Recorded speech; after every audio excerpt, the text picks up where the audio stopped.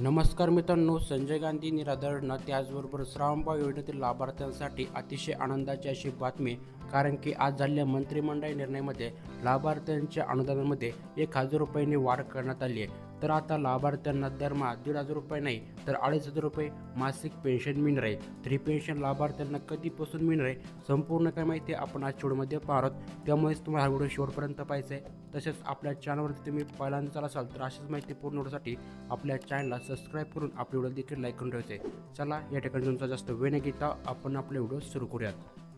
आता मित्रांनो, या ठिकाणी आपल्या मोबाईलच्या स्क्रीनवरती पाहू शकता, बुधवार दिनांक 3 सप्टेंबर 2025 रोजी झालेल्या मंत्रिमंडळ निर्णयामध्ये सामाजिक न्याय विभागातील संजय गांधी निराधारणा श्रावणबाळ योजनेतील दिव्यांग लाभार्थ्यांच्या अर्थसहाय्यामध्ये आता 1,000 रुपयांनी वाढ करण्यात आली आहे. म्हणजेच आता दिव्यांग लाभार्थ्यांना 1,500 रुपये पेन्शन नाही तर महिन्याला 2,500 रुपये पेन्शन मिळणार आहे. ही एक अतिशय आनंदाची बातमी दिव्यांग लाभार्थ्यांसाठी आहे.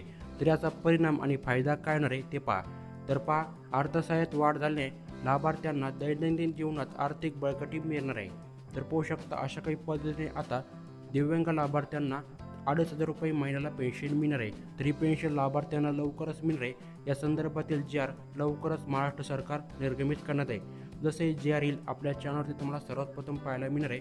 त्यामुळे अशाच माहिती पूर्ण होण्यासाठी आपल्या चॅनलला सबस्क्राईब करून आपले व्हिडिओ देखील लाईक करून ठेवायचे.